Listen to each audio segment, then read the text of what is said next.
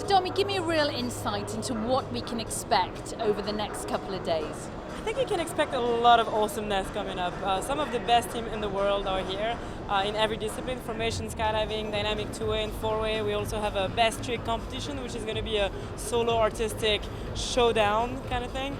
So we're going to see a lot of amazing flying, and I think teams are here to take this first prize, huh? This is very much an international field. We've got teams from all over the world. I mean, this event, its first year, is certainly making its mark, isn't it? Absolutely, and the interesting thing about this event as well is that because it's not an FAI sanctioned event, within one team you can have people from 4 different countries. And I think at least in dynamic we're seeing a lot of that, people teaming up from people from all over the world. So it gives also a very interesting vibe to it. What do you make of the facilities here at Inflight Dubai?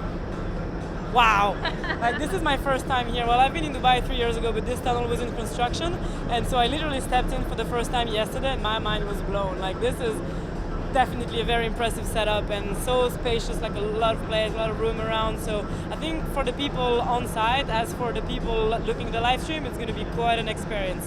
So give us an insight then, your professional expertise. Who are the leading contenders to watch out for over the next couple of days? I think in formation skydiving, we just come from the World Championship, Indoor World Championship, a month ago in Prague. So the people who placed on the podium at that event are definitely going to be looked at.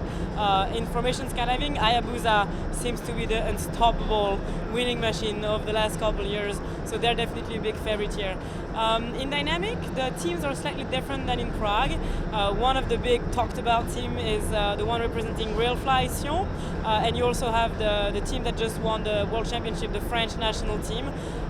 Plus you have the locals, Talents, Skydynamic and those guys. So a lot of really strong teams. And isn't it great to see some of the youngsters here, the up-and-coming champions of the futures competing here? Absolutely, and this is very something you can see a lot in artistic especially, because you have this new generation of tunnel flyer, tunnel instructor, most of them like working, living, breathing, eating in a tunnel. At that age where you learn so fast, you're like physically and mentally so apt to learn and improve and create new stuff. So it is definitely a scene where you see a lot of new stuff coming up, and this competition I think is going to be an amazing showcase of that. You used to be a top elite athlete, now you're here commentating. How frustrating is it? Don't you just want to get into the tunnel? I do want to get into the tunnel.